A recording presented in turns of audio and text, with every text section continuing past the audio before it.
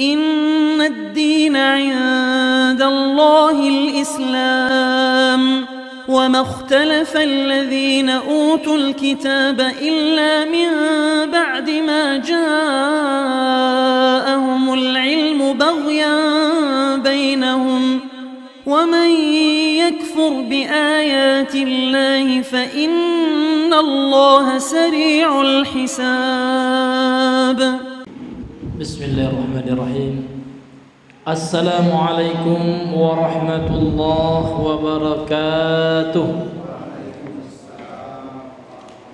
الحمد لله حمدا كثيرا طيبا مباركا فيه كما يحب ربنا ويرضاه. أشهد أن لا إله إلا الله وحده لا شريك له وأشهد أن محمدا عبده ورسوله.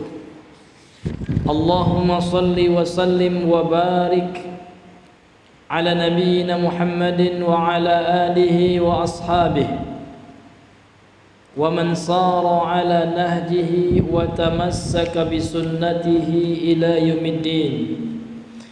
فقال الله تعالى في القرآن الكريم: أعوذ بالله من الشيطان الرجيم. يا أيها الذين آمنوا اتقوا الله حق تقاته ولا تموتن إلا وأنتم مسلمون. أما بعد، فيا أيها المسلمون، alhamdulillah, segala puji hanyalah milik Allah.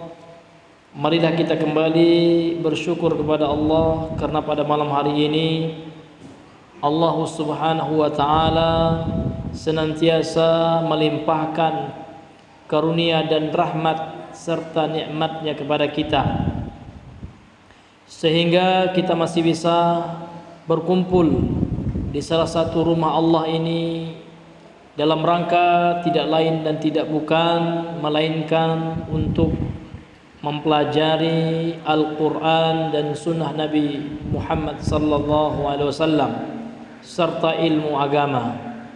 Kemudian salawat dan salam tidak lupanya kita bersalawat kepada Nabi besar Muhammad sallallahu alaihi wasallam. Allahumma salli ala Muhammad wa ala ali Muhammad. Hadirin yang dimuliakan oleh Allah Subhanahu wa taala, manusia ini berbeda dengan makhluk Allah yang lainnya, terutama dengan bahaim, terutama dengan binatang ternak, karena manusia Allah lengkapi dengan akal dan hati. Dalam Al-Quran Allah Subhanahu wa ta'ala memerintahkan manusia berpikir dengan hati, berpikir dengan hati, sehingga manusia adalah makhluk yang sangat sempurna dilihat dari sisi ini. Makanya Allah Subhanahu wa ta'ala ingin supaya manusia, umat Allah itu mengingat nikmat yang Allah berikan berupa nikmat panca indera, termasuk indera hati, ya, akal itu termasuk nikmat Allah. Di dalam Al-Quran Allah Subhanahu wa ta'ala sebagaimana dalam surah An-Nahl, surah An-Nahl ayat 78, Allah berfirman: Wallahu akhrajakum min butuni ummahatikum la ta'lamuna syai'an wa ja'ala lakumus sam'a wal absar wal af'idata la'allakum tashkurun. Kata Allah Subhanahu wa ta'ala, wallahu, dan Allah lah, akhrajakum, yang telah mengeluarkan kalian, min butuni ummahatikum, dari perut ibu-ibu kalian, dari rahim ibu-ibu kita gitu. La ta'lamuna syai'an, dalam keadaan kalian tidak mengetahui sesuatu apapun, bodoh. Jadi setiap manusia lahir itu enggak ada yang pintar, ya. Sama Imam Syafi'i, Imam Abu Hanifah ketika lahir sama dengan kita. La ta'lamuna syai'an, kalian tidak mengetahui sesuatu apapun, kata Allah.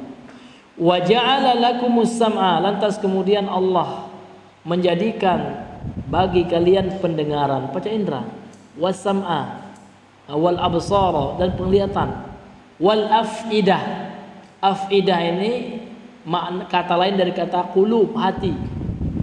La'allakum tashkurun, supaya kalian bersyukur. Ini luar biasa. Jadi nikmat yang Allah Subhanahu wa taala berikan kepada kita adalah nikmat diantaranya afidah, untuk berpikir gitu, untuk memikirkan kebesaran-kebesaran Allah, supaya manusia itu bisa bersyukur kepada Allah. Jadi Allah berikan kita otak ini untuk memikirkan ayat-ayat Allah. Yang pertama ada ayat Allah namanya ayat syar'iyah. Ayat-ayat Allah berupa syariat, sumbernya Al-Quran dan Sunnah. Ayat-ayat Allah yang tertulis gitu. Kemudian ada ayat-ayat Allah kauniyah yang berupa ciptaan Allah, yakni alam semesta ini. Makanya Allah ciptakan kita manusia itu supaya apa? Supaya bersyukur, melihat tanda-tanda kebesaran Allah Subhanahu wa taala. Ketika kita menikah, ini luar biasa ya. Orang bisa menikah ini adalah tanda-tanda kebesaran Allah. Sehingga Allah berfirman dalam surah Ar-Rum ayat 21, sering dibaca oleh khatib atau penceraman di khutbah nikah. Allah Subhanahu wa taala berfirman, "Wa min ayatihi an khalaqalakum min anfusikum azwajan litaskunu ilaiha wa ja'ala bainakum mawaddatan wa rahmah inna fi dzalika laayatil liqaumin yatafakkarun." Dan di antara tanda-tanda kebesaran Allah, ayat-ayat Allah itu tanda-tanda kebesaran Allah. Ayat itu secara bahasa artinya alamah, tanda. Jadi ayat ya secara bahasa artinya apa bang? Tanda. Wa min ayatillah. Min itu mananya tab'id ya, sebagian gitu. Kalau kita terjemahkan di antara gitu. Dan di antara tanda-tanda kebesaran Allah, an khalaqalakum, Allah menciptakan kalian, telah menciptakan kalian min anfusikum, dari diri-diri kalian, azwajan, pasangan-pasangan, litaskunu ilaiha, sehingga satu pasangan dengan pasangan yang lain itu merasa tenang. Jadi hikmah menikah itu supaya tenang. Hikmah berumah tangga itu supaya tenang. Sehingga Rasulullah mengatakan baiti jannati, rumah tanggaku ini adalah surgaku. Terbalik dengan orang sekarang, tambah menikah tambah bertinju dengan istrinya. Ya. Bukan baiti jannati lagi, baiti nari. Ya. Rumahku, nerakaku. Bukan itu tujuan menikah. Tujuan menikah itu saling sakinah, saling tenang, mawaddah, saling mencintai, ya kan? Warahmah, saling mengasihi gitu. Maka kelanjutan dalam ayat ini Allah mengatakan inna fi dzalika laayat, ya. Sesungguhnya di dalam penciptaan itu, pasang-pasangan yang Allah buat itu, ini adalah tanda-tanda kebesaran Allah.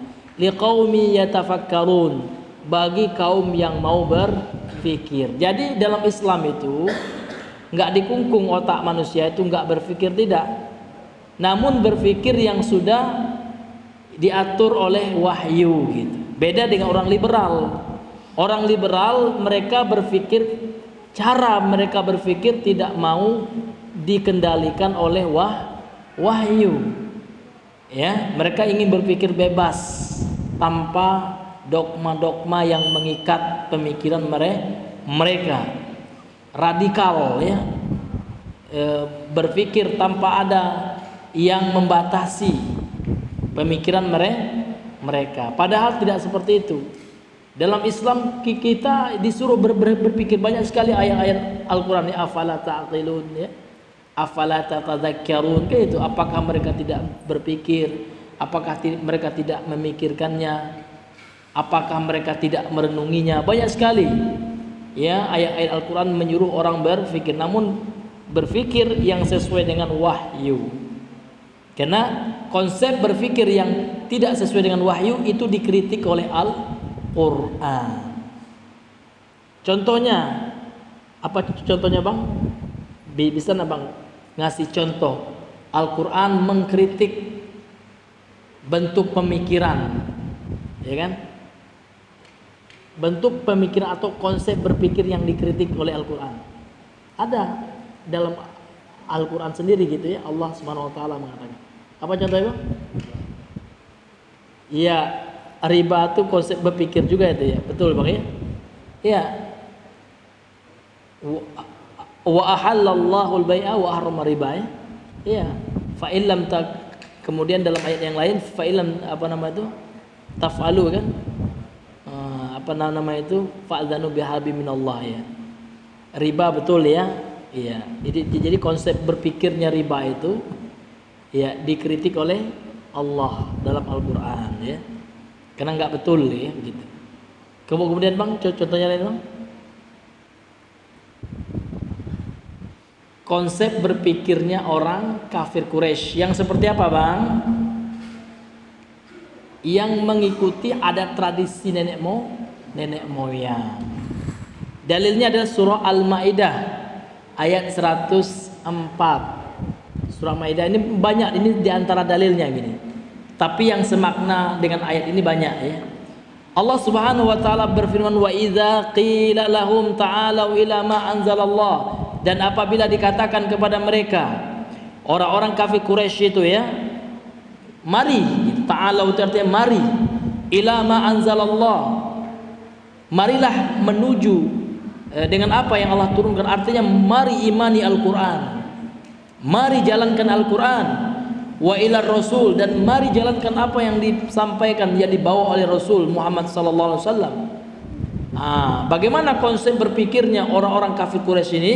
Mereka mengatakan qalu hasbuna ma wajadna alaihi abaana, cukuplah bagi kami apa yang telah kami dapatkan dari nenek-nenek moyang kami, dari leluhur kami. Jadi konsep taklid buta dengan budaya, dengan peninggalan leluhur, ini adalah konsep berpikir yang telah dibatalkan, yang telah dibantah, yang telah diluruskan oleh Al-Quran gitu. Karena standar kebenaran itu dalam Islam itu bukan apa yang dibawa oleh leluhur, kebudayaan yang dibawakan oleh leluhur, bukan. Karena standar kebenaran itu adalah syariat Al-Quran dan sunnah, sumber syariat itu sendiri. Kemudian awalau kana aba'uhum la ya'lamuna syai'aw wa la yahtadun, apakah mereka juga akan mengamalkan, mengikuti kata Allah, ya kan? Walaupun sekiranya leluhur mereka itu tidak mengetahui apapun, tidak mengetahui sesuatu gitu ya, dan leluhur mereka juga tidak mendapatkan hidayah gitu. Jadi konsepnya orang yang taklid buta terhadap apa yang ditinggalkan oleh leluhur, nenek moyang, nah ini adalah konsep cara berpikir yang sudah diluruskan oleh Al-Quran. Maka kalau ada konsep-konsep yang seperti ini, pasti ini konsep jahiliyah, pasti ini adalah tradisi jahiliyah ya, budaya orang-orang jahiliyah ya. Orang jahiliyah dulu kenapa mereka ngotot tetap mau menyembah sesembahan mereka, patung-patung mereka? Karena mereka beralasan inilah yang diwariskan oleh leluhur kami. Sehingga ada orang sekarang, kenapa Bapak masih sesajen juga, masih meyakini ini ya, sesajen yang Bapak berikan kepada sesuatu yang Bapak anggap keramat. Nah, ini adalah leluhur nenek moyang kami, ini kemudian harus dilestarikan ini kan gitu. Berarti samalah dengan pemikiran orang jahiliyah yang mana mereka ingin melestarikan menyembah patung yang diluruskan oleh Nabi sallallahu alaihi wasallam. Dan banyak lagi konsep-konsep jahiliyah, pemikiran mereka yang diluruskan dalam Al-Qur'an. Baik, ini sebagai mukaddimahnya saja ya. Ya, karena ya di dalam Islam itu nikmat yang besar itu adalah nikmat berpikir memang. Ya. Dengan berpikir kita bisa ya mengamalkan agama ini gitu. Namun pikiran kita tetap ada pengontrolnya gitu. Karena pikiran satu sama lain ya itu berbeda. Sesuai dengan latar belakang dan tingkat pendidikannya, ya kan? Orang yang tidak sekolah ya, ini beda apa ya? Orang yang tidak sekolah dengan orang yang apa namanya itu orang yang tidak sekolah dengan orang yang lulus sesuatu yang sifatnya informal, formal ya, sekolah formalitas. Ya, karena memang tingkat kecerdasan itu tidak apa namanya itu Pak, tingkat pendidikan orang itu tidak ditentukan oleh formalitas enggak, tapi sekolahnya. Orang zaman dahulu banyak sekolah, namun sekolahnya enggak formalitas gitu. Buya Hamka, ya Buya Hamka itu beliau tidak pernah sekolah dapat ijazah formalitas gitu. Akan tetapi beliau belajar di surau ya. Namun sekolah juga. Dan ini beliau ya, dan keilmuan beliau itu diakui. Iya. Tingkat kecerdasannya diakui gitu. Ya, jadi belum tentu juga orang yang lulus di sekolah formal itu dia belajar, dia sekolah gitu. Boleh jadi ya kan, dia hanya belajar ketika mau ujian saja gitu ya. Ya supaya mendapatkan legalitas syahadah atau legalitas apa? Legalitas ijazah. Banyak ya teman-teman yang kita yang kuliah itu pas belajarnya pas ini aja belajarnya, pas ujian aja belajarnya. Ya. Mereka buat tugas itu banyak dorongan mereka itu niatnya supaya dapat nilai aja gitu. Nah, bagaimana nilai tinggi ya? Tapi belajarnya ya memang sekedar itu saja. Beda dengan orang yang memang dia belajar itu menjadi minatnya, dia nggak melihat kepada ijazah gitu. Tentu ini yang lebih bagus keilmuannya gitu. Maka nggak bisa juga orang sekarang kita ukur keilmuannya itu dengan ijazahnya gitu ya. Karena belum tentu juga dia menguasai itu. Tapi kalau orang itu berilmu walaupun dia tidak memiliki ijazah, namun dia sekolah, walaupun sekolahnya itu informal gitu. Nah, di Arab itu banyak ya para ulama itu yang informal sekolahnya, namun dia belajarnya luar biasa. Ya, dia belajarnya mulazamah. Ya, talaki. Artinya dia belajar langsung dengan guru itu. Belajar kitab langsung kan seperti itu. Ya, tentu ini yang lebih apa namanya itu lebih kuat keilmuannya gitu. Baik, ya kita kembali melanjutkan pembahasan kita pada kitab ya Tabarruk ya. Al-masyru' wal mamnu' ya. Tabarruk yang disyariatkan dan tabarruk yang dilarang. Ya. Pada pertemuan yang terakhir kita sudah selesai muqaddimahnya, ya Bang ya. Nah, kita sekarang masuk kepada isi penjelasan dari penulis ya. Qala al-muallif rahimahullahu taala, halaman 11 Bang ya, halaman 11. Qala al-muallif rahimahullahu taala at-tabarrukul masyru'u wal mamnu'u. Tabarruk yang disyariatkan dan yang dilarang. Sebelumnya kita mesti tahu dulu apa itu tabarruk ya. Tabarruk ini diambil dari kata tabarroka ya, tabarroku ya, tabarrukan. Tabarruk sendiri artinya adalah mengharapkan keberkahan dari Allah dengan melakukan sebuah ya pekerjaan. Nah, gitu. Orang bertabaruk dengan air hujan, dia mandi air hujan ya. Nah, dia minta keberkahan dari Allah dengan mandi hujan. Jadi tabaruk yang apa masyru' itu artinya yang disyariatkan, yang ada dalilnya itu maksudnya. Nah, jadi tabaruk di sini ada dua ya Bang ya. Ada tabaruk mencari keberkahan atau dalam istilahnya ngalap berkah ya. Ada yang disyariatkan. Yang disyariatkan itu adalah yang ada dalilnya, yang ada landasannya, yang ada sumbernya dari Al-Quran atau Al-Hadis. Al-Hadisus sahih ya, hadis yang sahih. Kemudian juga ada at-tabarruk al-mamnu' ya, tabarruk yang dilarang. Yang dilarang ini adalah tabarruk yang tidak memiliki apa? Dalil. Yang dilarang ini dibagi dua. Bagi dua lagi ya. Yang pertama, larangan itu bisa sifatnya atau penyebabnya karena dia bid'ah. Maka bid'ah ini hukumnya haram. Ya, bid'ah itu hukumnya haram ya. Bid'ah sendiri itu bukan hukum, karena hukum dalam Islam itu ada 5 saja. Ya, namanya hukum taklifi. Ya, hukum yang dibebankan kepada orang yang sudah mukallaf. Mukallaf itu artinya orang yang sudah dibebankan baginya syariat agama. Kalau laki-laki mulai baligh dia, perempuan mulai baligh juga, namun tanda baligh yang berbeda. Nah, iya. Kalau laki-laki tanda baligh yang dominan apa bang? Ya, janabah, mimpi basah. Iya. Kalau telat bagaimana Pak Ustadz? Kalau seandainya ada kelainan hormon, maka para ulama kalau laki-laki ya kalau telat misalkan maka ada batasan umur yang mereka sepakati oleh para ulama. Kalau laki-laki misalkan tanda balighnya mimpi basahnya belum datang-datang gitu ya, mungkin dia ada kelainan hormon, maka dilihat dari usianya. Usia berapa bang? 15 kalau laki-laki ya. Kalau perempuan 9 tahun. Nah, jadi kalau ada anak kita 9 tahun Pak, ya yang belum menstruasi gitu ya, nah, itu juga sudah dihukumi walaupun belum kedatangan bulan. Artinya apa? Artinya dia sudah diwajibkan untuk menjalankan syariat Islam. Kalau yang sifatnya larangan, kalau dia lakukan berdosa dia. Kalau yang sifatnya atau hukumnya wajib ya, maka kalau dia tinggalkan dia sudah berdosa. Nah, gitu.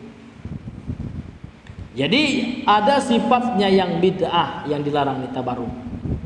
Kemudian yang kedua ada sifatnya syirik. Ya, gitu. Nah, kalau syirik itu tentu ini haram ya, hukumnya haram dan dosanya dosa besar gitu. Nah, nanti bagaimana contohnya nanti dibahas oleh penulis ya dalam buku ini.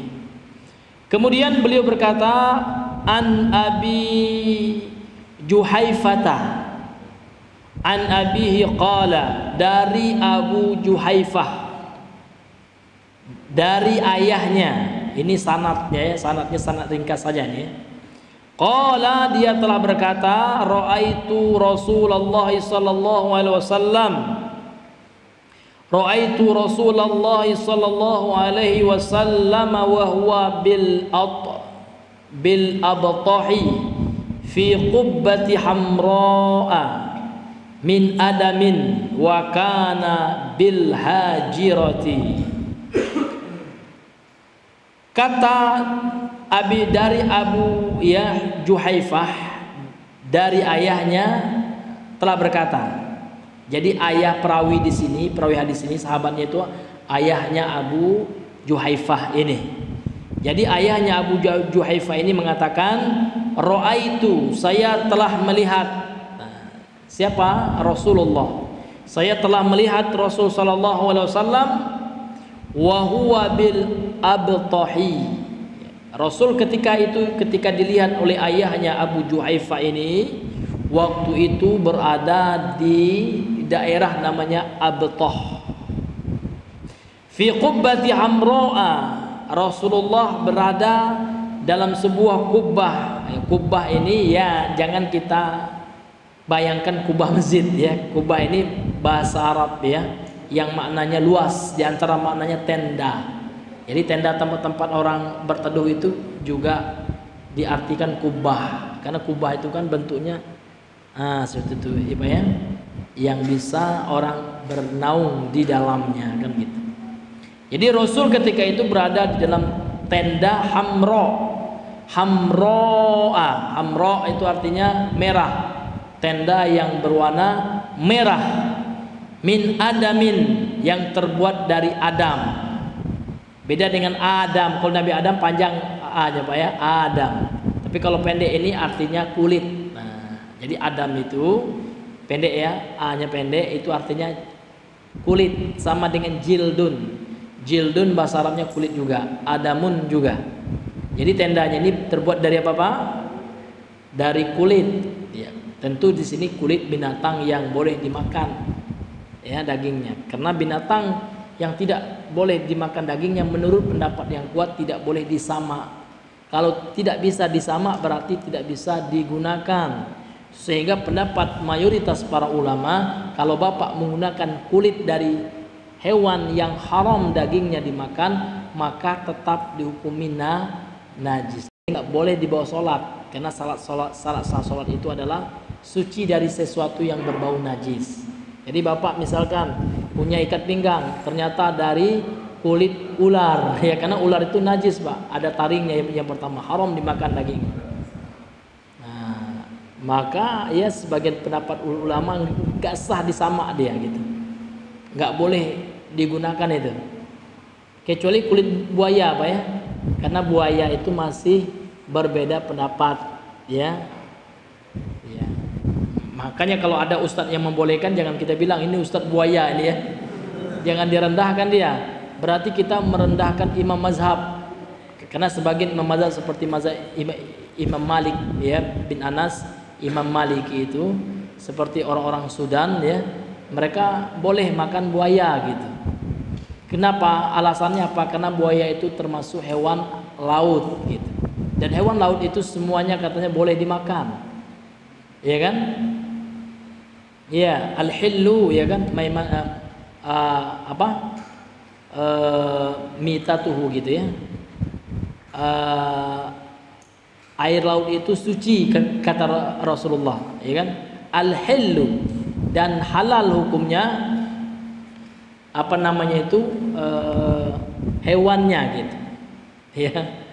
Ya, bangkainya saja boleh. Makanya ya ulama mengatakan bahwasanya berdasarkan hadis itu ya, seluruh hewan laut itu boleh dimakan. Hewan yang tinggal di laut. Karena buaya itu bisa tinggal di laut gitu. Iya kan? Iya. Iya. Kecuali buaya darat ya.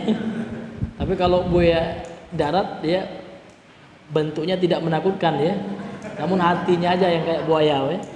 Iya. Iya.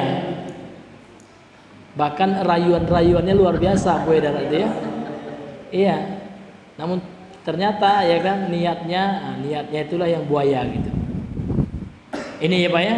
Jadi kalau ada orang yang menghalalkan ini makan buaya itu masih diperselisihkan oleh para ulama gitu. Karena memang ada ulama yang membolehkan, karena dalilnya memang ya debatable gitu ya, masih diperdebatkan gitu. Sehingga terjadilah khilaf ya di antara ulama gitu Pak. Kemudian kata beliau wa kana bil hajirati, waktu itu Rasulullah ia berada dalam keadaan hajiro itu waktu Pak ya, yakni ketika meningginya matahari pas ya dengan ubun-ubun manusia ya, sampai waktu asar, itu namanya waktu hajiro ya. Setelah itu kan tergelincir matahari Pak ya, kan di antara waktu nggak boleh sholat itu ketika matahari pas di ubun-ubun ya. Matahari itu sejajar dengan kepala itu nggak boleh sholat. Nah setelah bergeser matahari itu, tergelincir matahari itu masuk waktu zuhur. Nah, makanya ayahnya Abu Juhaifa ini mengatakan wa ra'aitu Bilalan kharaja, saya melihat Bilal keluar dari tenda itu, tenda yang berwarna merah yang terbuat dari kulit tadi. Fanada bis salati, kemudian Bilal azan, menyeru, mengajak untuk salat, artinya azan zuhur ya. Faja'altu atattaba'u fahu hauna wa hauna bil adani, kemudian ya aku menjadikan ya, atau aku mengikuti bibirnya, mulutnya si muazzin ya, Bilal radhiyallahu anhu. Karena memang di antara sunnah mendengar azan itu Pak, kita mengikuti apa yang dibaca oleh muazzin, kecuali ketika muazzin mengucapkan hayya 'alas shalah, maka kita mengucapkan apa Pak? La haula wala quwata illa billah gitu. Atau ya kan hayya 'alal falah, itu kita mengucapkan la haula wala quwata illa billah. Nah, selebihnya sama. Namun yang sunnahnya itu adalah bagi yang mendengar azan, yang tukang azan baca enggak. Maka pendapat yang kuat dalam hal ini, yang membaca itu hanyalah ya kan, karena yang tukang azan sudah baca, dia sudah azan, ngapain lagi kan gitu. Jadi yang mengikuti bacaan muazzin itu siapa Pak? Ya makmum, jangan kita pula ya kita muazin, kita pula ya Allahu Akbar, kita Allahu Akbar. Enggak ada. Gitu ya. Karena yang mengikuti bacaan muazin itu ya yang mendengarkan kan gitu. Kemudian yang berdoa juga orang yang mendengarkan azan. Jadi muazin itu enggak perlu lagi dia doa setelah azan gitu ya. Karena di dalam ketentuannya yaitu yang berdoa itu adalah siapa Pak? Orang yang mendengarkan azan. Kalau muazin nggak perlu doa dia ya. Karena perintahnya di situ adalah kepada orang yang mendengarkan azan. Itu Pak ya. Iya. Tsumma dakhala fa akhraja fadla wudu'i Rasulillah sallallahu alaihi wasallam. Kemudian Bilal radhiyallahu anhu masuk ke dalam tenda tadi ya Pak ya. Karena memang azannya di luar ya. Orang zaman dahulu itu azannya nggak ada di masjid dia.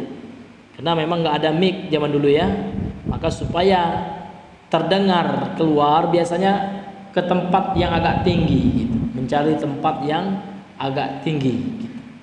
Karena lebih ya membuat suaranya tersebar kemana-mana. Namun kalau seandainya di dalam masjid aja gitu kan, nanti suaranya tidak ya terdengar ke tempat yang jauh. Makanya kalau para sahabat dulu ketika azan dia keluar masjid, nggak ada yang di masjid gitu. Bahkan di zaman Utsman bin Affan yang ketika itu kaum muslimin sudah banyak gitu Pak ya. Sementara belum ada pengeras suara waktu itu ya. Maka Utsman bin Affan berdasarkan ijma'nya para sahabat, mereka berijtihad gitu, dan sahabat sudah bersepakat juga mengadakan azan 2 kali waktu subuh, waktu Jumat. Karena kalau waktu subuh semenjak Nabi sudah ada, memang syariat Islam itu ya. Nah, tapi kalau waktu Jumat itu pertama kali pada masa Utsman bin Affan berdasarkan kesepakatan para sahabat, ijma'. Nah, ijma' itu juga dalil Pak ya. Dalil dalam agama ini selain Al-Quran Sunnah itu ijma'nya para sahabat. Karena sahabat itu juga disuruh oleh Nabi untuk diikuti gitu. Fa'alaikum bisunnati, wajib kalian mengikuti sunnahku, wa sunnatil khulafa'ir rasyidin, dan sunnahnya para khulafa'ir rasyidin, Abu Bakar, Umar, Utsman, Ali. Jadi kalau mereka itu sudah membuat sebuah kesepakatan, pasti itu tidaklah ya mengandung kesesatan ya kalau sudah sepakat. Beda nanti kalau pendapat pribadi sahabat. Nah, kalau pendapat pribadi sahabat itu bukan hujjah ya Pak ya. Qaulus sahabi ya itu bukan hujjah. Namun yang menjadi hujjah, yang menjadi dalil adalah ketika sahabat itu ijma' sepakat ya. Nggak ada yang berselisih gitu. Nah, gitu Pak ya. Ini hadirin yang dimuliakan oleh Allah Subhanahu wa taala. Jadi enggak bid'ah. Kalau ada orang yang bilang kan bid'ah hasanah itu. Ya kan? Azan Jumat 2 kali. Karena Rasul tidak buat katanya. Yang buat di zaman siapa Pak? Utsman bin Affan, kan bid'ah hasanah. Maka kita katakan ya kan itu bukanlah bid'ah. Karena yang ada dalilnya itu sunnah. Mengikuti sahabat itu sunnah gitu. Mengikuti sahabat itu ada dalilnya gitu. Tapi kalau mengikut bapak ya perbuatan masyarakat itu nggak ada dalilnya. Kalau seandainya sahabat pernah tahlil ya pasti tahlil itu sunnah. Ya tahlil khusus bagi orang mati. Ya pasti tahlilan itu sunnah. Namun ternyata sahabat juga tidak buat kan gitu. Kalau maulid Nabi itu dilakukan oleh sahabat pasti menjadi sunnah dia. Walaupun Nabi nggak mengerjakan misalkan. Taruhlah Nabi tidak merayakan ulang tahunnya. Namun ternyata sahabat merayakan ulang tahun Nabi, berarti sunnah itu. Namun ternyata sahabat pun tidak merayakan ya. Imam yang 4 pun tidak. Apa ya? Abu Hanifah, Imam Malik bin Anas ya. Kemudian Imam Ahmad bin Hambal ya. Ya, Imam Asy-Syafi'i ya kan, Muhammad bin Idris Asy-Syafi'i juga tidak merayakannya kan gitu. Ya. Maka kita tidak boleh merayakannya gitu. Ternyata yang merayakannya pertama adalah orang-orang yang musuh kepada sahabat. Ya, orang-orang yang mengkafirkan para sahabat yaitu Bani Fatimiyah atau pengikutnya Fatimiyun gitu ya. Yang mana mereka itu keyakinannya adalah mengkafirkan para sahabat Nabi SAW, orang Syiah Rafidhah itu ya. Dan mereka juga ya yang sudah banyak membantai kaum muslimin ketika itu di musim haji, dan mereka juga yang pertama kali mencuri Hajar Aswad. Jadi Hajar Aswad itu Pak, orang Fatimiyah yang mengadakan Maulid Nabi ini pernah mencongkel itu ya Hajar Aswad itu, diserang orang ini ya, orang Hijaz waktu itu ya, orang apa namanya itu, orang Arab waktu itu kan belum Arab Saudi Pak, belum ada negara Arab Saudi, masih Hijaz namanya. Itu diserang oleh mereka penduduk Mekah waktu itu, dibunuh, kemudian diambil ininya Pak ya. Akhirnya mereka ya didoakan oleh kaum muslimin supaya ditimpa bala. Akhirnya Pak, mereka ditimpa penyakit taun, orang-orang Fatimiyun ini, orang Syiah yang ngambil Hajar Aswad. Akhirnya mereka itu banyak yang mati, anak-anak mereka mati kan, terkena penyakit wabah yang sangat luar biasa. Akhirnya apa? Akhirnya mereka kembalikan lagi Hajar Aswad. Iya, tidak ada diambil oleh kaum muslimin, enggak, dibiarin aja udah kan. Akan tetapi mereka terkena musibah besar gitu, terkena azab dari Allah. Ini ceritanya ma'ruf Pak ya, bisa Bapak baca itu. Kayak di kitab Al-Bidayah wan Nihayah gitu ya, Tarikh Khulafa gitu ya. Ya. Ceritanya sudah ma'ruf gitu ya, sudah viral lah gitu ya. Iya, istilahnya itu. Akhirnya apa? Akhirnya dikembalikanlah Hajar Aswad, kemudian barulah ya Allah menampakkan kekuasaannya, sedikit demi sedikit hilang dengan sendirinya wabah itu. Ini membuktikan apa? Betul-betul kekuasaan Allah Subhanahu wa taala itu. Karena memang kota Mekah dan Madinah itu memang Allah sendiri. Kalau tidak ada orang yang membelanya, Allah yang membelanya gitu. Karena spesial memang Pak, kota Mekah dan Madinah itu sampai ini Pak ya, sampai akhir zaman itu spesial memang. Bahkan ketika nggak ada lagi orang yang beriman, barulah ya kan orang dari Ethiopia ya, dari apa namanya itu, orang dari kulit hitam di Afrika itu kan, orang Habasyah itu, orang Ethiopia, orang kafir yang nggak ada lagi orang Islam waktu itu, barulah mereka menghancurkan Ka'bah. Setelah Ka'bah hancur, baru terjadi hari kiamat. Itu kan termasuk tanda-tanda kiamat besar juga itu ya. Nggak ada lagi orang Islam gitu. Karena di antara tanda hari kiamat itu ada nanti angin halus ya, angin lembut dari Yaman. Setiap orang yang beriman yang terkena angin hembusan itu akan meninggal gitu. Iya, makanya disebutkan juga dalam hadis, tidak akan la taqumus saah, tidak akan datang hari kiamat, ya kan? Sampai orang itu tidak ada lagi yang mengucapkan Allah Allah. Artinya nggak ada lagi yang kenal Allah gitu. Maka karena nggak ada lagi orang yang beriman, untuk apa lagi dunia kan gitu. Makanya dihancurkan oleh Allah SWT, datanglah hari kiamat gitu. Jadi sebenarnya yang menolak azab Allah itu orang yang beriman ini juga Pak ya. Iya, Allah itu masih membiarkan dunia ini ya kan ada lantaran orang-orang yang beriman gitu. Kalau nggak ada lagi orang yang beriman itu apa lagi ya kan? Iya, karena Allah menciptakan manusia, jin itu untuk beribadah kepada Allah. Kalau nggak ada lagi orang yang beribadah, untuk apa lagi Allah ciptakan alam semesta kan gitu. Iya. Iya, kembali kita kepada hadis ini cukup panjang ya Pak ya. Hadis Sahih Bukhari ini, Sahih Bukhari Muslim, muttafaqun alaih. Kemudian Bilal masuk ke tenda itu, ya, ke tenda tadi yang berwarna merah ya. Fa akhraja. Kemudian Bilal mengeluarkan, akhraja itu mengeluarkan, fadla wudu'i Rasulillah sallallahu. Kemudian Bilal membawa ya sisa wudunya Nabi sallallahu alaihi wasallam. Ini air sisa wudunya Nabi dibawa oleh Bilal.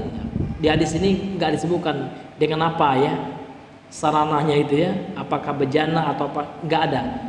Dalam hadis ini dikatakan Bilal membawa sisa wudunya Nabi sallallahu alaihi wasallam. Wa ra'aitun nasa yatabaddaruna dzalikal wudu'a. Yabtadiruna dzakal wudu'a. Kemudian kata sahabat ayahnya Abu Juhaifah ini, saya menyaksikan manusia, para sahabat katanya, mereka berebut gitu kan, mengambil wudunya Nabi, bekas wudunya Nabi sallallahu alaihi wasallam. Untuk apa? Ini Pak, untuk tabarruk gitu ya, untuk ngalap berkah. Faman asaba minhu syai'an tamassaha bihi. Dan barang siapa di antara sahabat yang mendapatkan sisa wudhu Nabi SAW tersebut, maka dia usapkan tamassaha itu, dia usapkan ya badannya atau tangannya dalam rangka untuk mencari keberkahan, gitu, tabarruk. Wa man lam yusib minhu syai'an akhadha min balali yadi sahibihi. Jadi kalau seandainya ada sahabat yang tidak mendapatkan air sisa wudhunya Nabi SAW itu ya, maka dia akan mengambil basahan ya, bekas basah wudhunya, sisa wudhunya Nabi dari tangan temannya gitu. Dia kan nggak dapat kena orang berebutan ya. Setelah tangannya temannya mengusapkan, temannya yang dapat sisa wudhunya, sisa temannya diambilnya lagi kan, karena di situ adalah ada sisa wudhunya Nabi. Ini boleh nih Pak, karena ada dalilnya gitu. Sahabat melakukannya itu dalil itu, dan Nabi tidak melarang ya.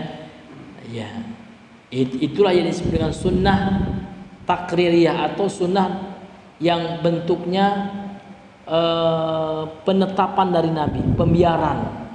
Nabi tidak melakukan memang ya, Nabi tidak mengatakan memang, namun Nabi membiarkan. Itu juga sunnah ya Pak ya. Ya, itu juga sunnah. Jadi itu bukan bid'ah ya.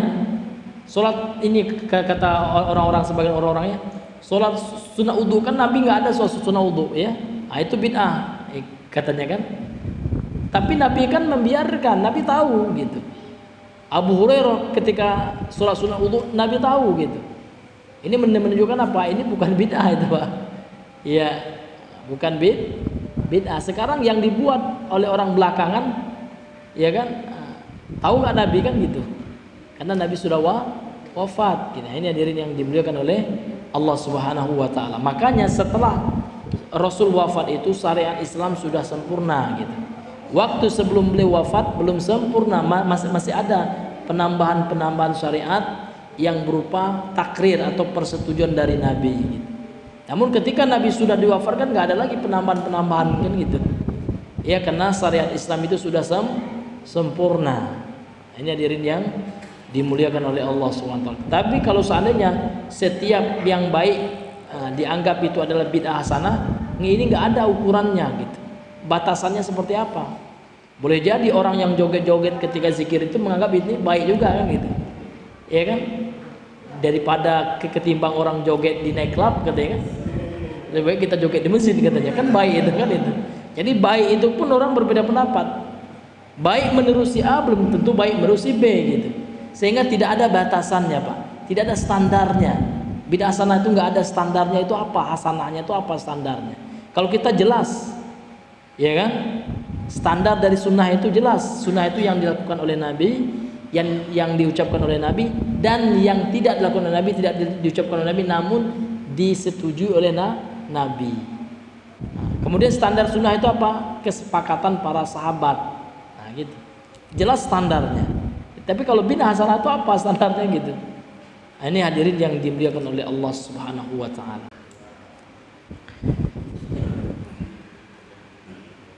Kemudian beliau melanjutkan berkata ayahnya Abu Juhaifah radhiyallahu anhu, "Wa man lam yusib minhu syai'an," dan ya, barang siapa di antara sahabat yang tidak mendapatkan sisa wudhunya Nabi sallallahu alaihi wasallam, akhadha min balali yadi sahibihi, maka dia mengambil dari basahan tangan saudaranya, temannya gitu. Jadi bekas tangan teman yang memperoleh sisa wudhu, air sisa wudhunya Nabi, dia nggak dapat nih Pak ya. Dia tempelkan tangannya ke tangan sahabatnya yang alhamdulillah qadarullah dapat sisa dari air wudhunya Nabi SAW.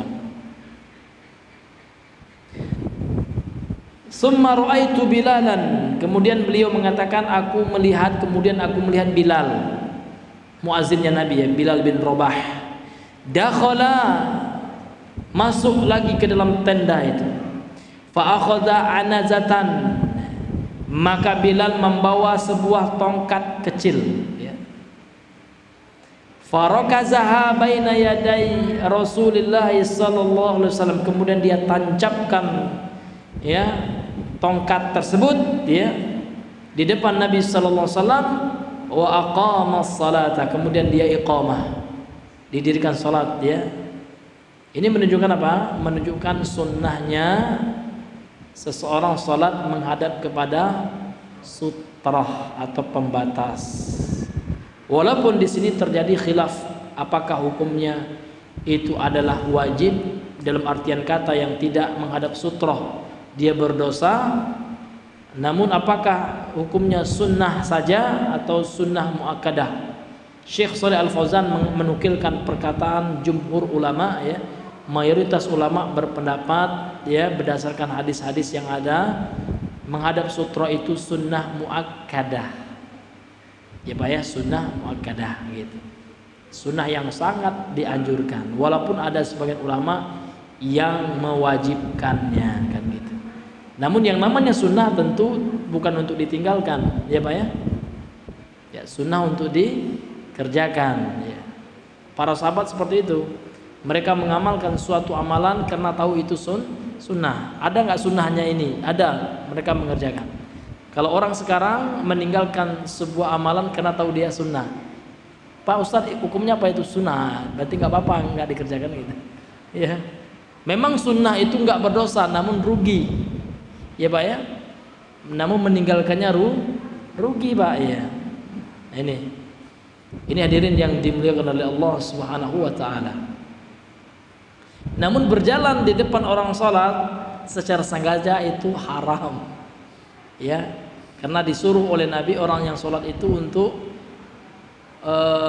menghalanginya ya, dengan tangannya. Kalau nggak mau dengan keras gitu, karena sesungguhnya ada setan yang bersama yang ngotot juga mau melangkahi atau lewat di depan orang sholat. Ya. Namun di depan orang sholat ini batasannya adalah sutrah itu sendiri. Sutrah itu berapa Pak batasannya antara kita dengan tempat sujud kita dengan sutra ini kita ya? Nah, ini tergantung, ada orang yang panjang gitu ya. Sujudnya itu sampai gini, ini juga nggak ada sunnahnya itu. Kita sedang-sedang saja. Nggak terlalu nyempit ya, nggak terlalu pula gini ya. Iya. Ya, memang sunnahnya itu kita menampakkan karena Rasul seperti itu ya. Beliau ketika sholat munfarid, ini beda ya, dibedakan oleh Rasul ya. Ketika sholat sendiri dengan sholat berjamaah. Kalau sholat berjamaah itu disunahkan memang dijepit ini Pak. Ya, ya ketika kita jepit, nggak boleh digini kan, nggak boleh ya, haram ya. Kalau sujud ya, ketika sujud nih ya, kalau sujudnya kalau hastanya atau kalau lengannya dirapatkan ke tanah, ini sama dengan sujudnya duduknya anjing kata Rasul ya, maka nggak boleh. Nah, maka harus diangkat. Namun diangkat ini sunnahnya itu dilebarkan gitu ya, dibuka nampak ketiaknya Rasul oleh para sahabat. Namun itu ketika Rasul sholat sendiri. Namun kalau seandainya sholat berjamaah, maka disunahkan untuk melapangkan temannya ya. Nanti kita gini ya, teman kita sudah gini ya. Ya, jadi sholat berjamaah itu pun kita harus ya menenggang yang lain gitu Pak ya.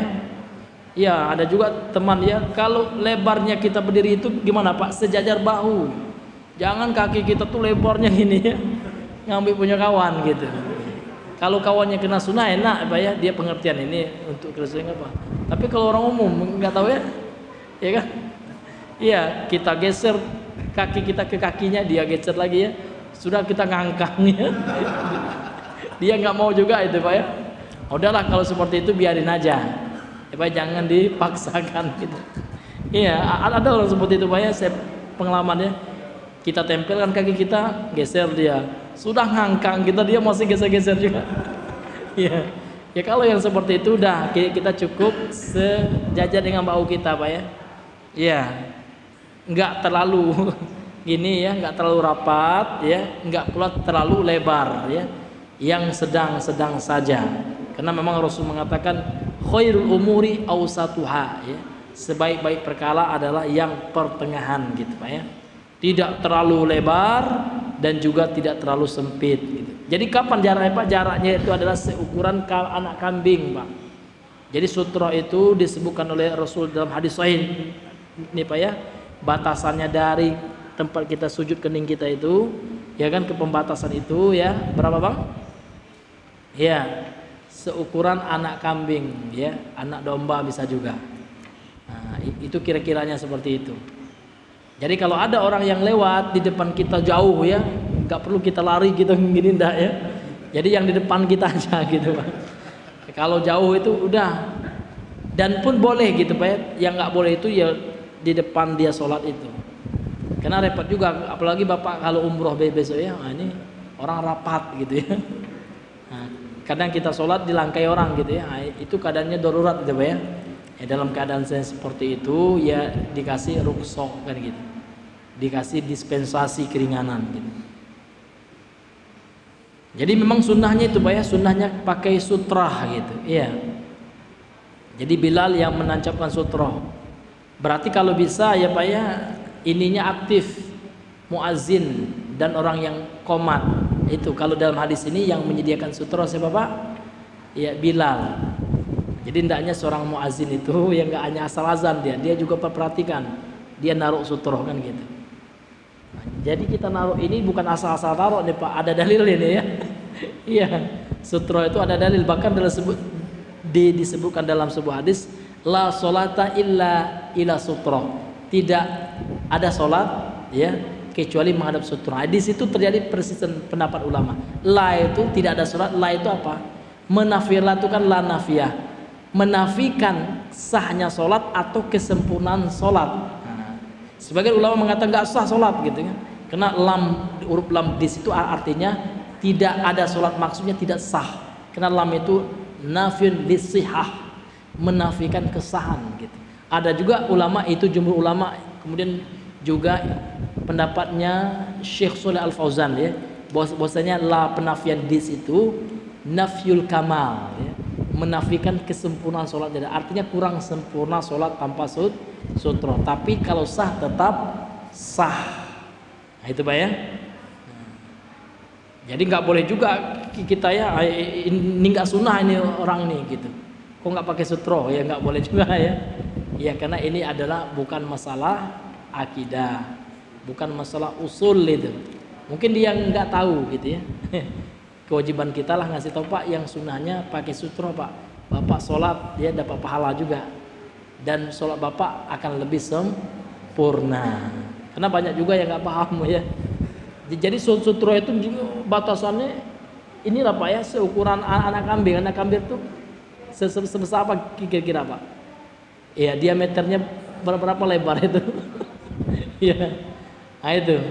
Kalau tingginya itu kan panjangnya Pak ya. Nah, kalau tingginya apa? Setinggi pelana kuda. Pelana kuda itu kalau Bapak pernah naik kuda kan ada yang tempat duduk Bapak itu. Di kuda itu kan, itu pelana namanya Pak ya. Setinggi itu. Itu batasan minimal Pak. Jadi memang ada hadis mengatakan dengan garis saja sudah sah sutroh. Ternyata hadisnya dhaif ya. Ulama mendhaifkan. Kan ada juga hadis bahwasanya sah sutroh itu walaupun garis saja. Ini hadisnya lemah. Karena yang sahih itu adalah setinggi minimal ya, tingginya ya Pak ya, setinggi pelana kuda. Itu yang minimalnya Pak. Kemudian sutro itu hanya berlaku kalau sholat berjamaah, yang di sutro itu imam saja gitu. Karena sutrohnya makmum itu imam. Jadi nggak mesti lagi makmum kalau sholat berjamaah, makmum nggak sutrohnya, nggak ada sutro ini ya. Ya kecuali imamnya nggak pakai sutro, nah, boleh makmum pakai sutro dewe. Tapi kalau dilihat di depan ternyata imamnya sudah pakai sutro ya, maka makmumnya nggak perlu lagi pakai sutro. Ya, atau makmumnya pun nggak pasang sutro pun nggak apa-apa Pak, karena memang walaupun imamnya nggak pasang sutro, karena yang sutrohnya makmum itu adalah imam, jadi nggak apa-apa juga gitu.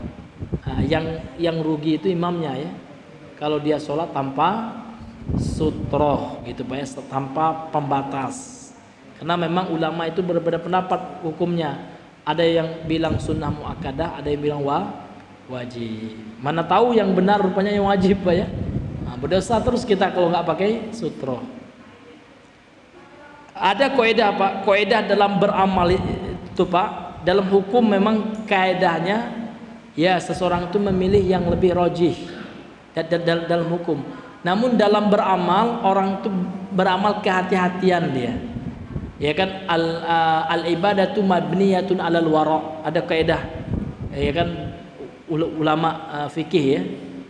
Ibadah itu, amalan seorang itu dibangun di atas wara'. Wara' itu arti kehati-hatian. Jadi kalau ada ulama misalkan berbeda pendapat antara wajib dan tidaknya, untuk kehati-hatian ya kita amalkan itu. Mana tahu yang benar itu yang wajib, ulama mengatakan wajib. Kalau dia lakukan dia nggak kena gitu. Tapi kalau dia nggak lakukan boleh jadi yang benar yang wajib misalkan gitu. Ada ulama A mengatakan itu hukumnya wajib, ulama B sunnah. Jadi untuk kita amalkan gimana? Yang wajib kita lakukan. Dia menganggap wajib itu dalam rangka untuk apa? Kehati-hatian itu. Itu dalam beramal. Namun dalam penetapan hukum, kaidah ulama kan memilih yang rajih ya. Memilih yang kuat. Nah, itu Pak ya. Ini ada ulama yang menyebutkan kaidah yang seperti itu. Walaupun kaidahnya tidak 100% juga kita amalkan ya. Ada sisi tertentu yang juga tidak bisa diamalkan kan gitu. Ya. Ini hadirin yang dimuliakan oleh Allah Subhanahu wa taala. Kemudian ya setelah Bilal salat ya,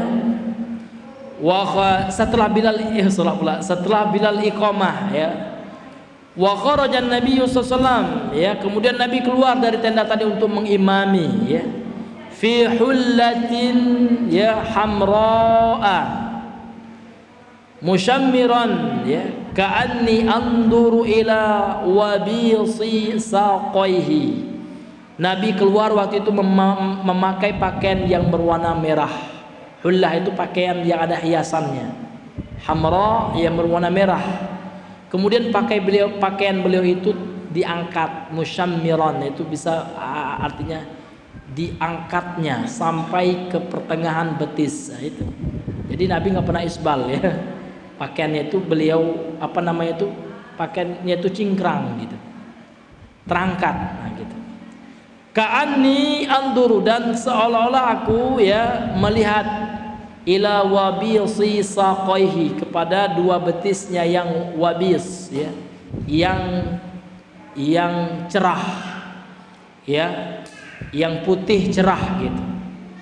Jadi sahabat ini melihat kepada betisnya Nabi ya, ini menunjukkan apa? Terlihat betisnya Nabi ya ketika ia berpakaian gitu. Dan betisnya putih. Wabis itu artinya cerah, putih ya betisnya Nabi sallallahu alaihi wasallam. Dan beliau memang ya di dalam banyak hadis ya yang menerangkan tentang cara berpakaian Nabi, bahwasanya Rasulullah itu kalau memakai pakaian selalu di pertengahan betis. Kalau yang nak mampu, kata Nabi disebutkan dalam wa man lam yastati', kalau ada yang enggak mampu ya, belum siap wahai Rasulullah gitu, maka boleh diturunkannya. Nah, mampu lagi diturunkannya sampai terakhirnya itu adalah di mata kakinya. Nah, namun yang di bawah mata kaki itu yang tidak ada dispensasinya ya. Karena Rasul mengatakan yang di bawah mata kaki ma asfala minal izari ya minal ka'bai fa finnar, dalam hadis Sahih Bukhari ya. Apa saja dari pakaian, dari sarung juga termasuk ya. Semua pakaian lah gitu ya. Yang mana pakaiannya itu menjulur dari atas ke bawah ya, menjulur dan melampaui. Asfala itu artinya melampaui, menjulur ke bawah. Minal ka'bain, ka'ab itu artinya kedua mata kaki. Ka'bun itu mata kaki ya. Maka tempatnya di mana Pak? Di neraka kata Rasul. Jadi minimalnya itu pas di mata kaki itu nggak apa-apa, karena masih diberikan dispensasi oleh Nabi. Kalau juga terkadang orang kan mungkin kakinya kecil ya kan, malu dia ya. Minimal dia itu di pas di mata kaki itu Pak ya. Namun yang dilarang oleh Nabi itu di bawah mata kaki. Iya, dilarang oleh Nabi berdasarkan hadis sahih riwayat Imam Al-Bukhari. Nah, ini hadirin yang dimuliakan oleh Allah Subhanahu wa taala. Ini cara ya sunnahnya memakai pakaian kan gitu. Cara ketentuan memakai pakaian. Kalau Nabi ini pertengahan betis ya.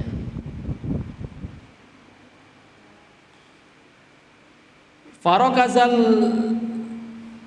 anazata ya ini ya.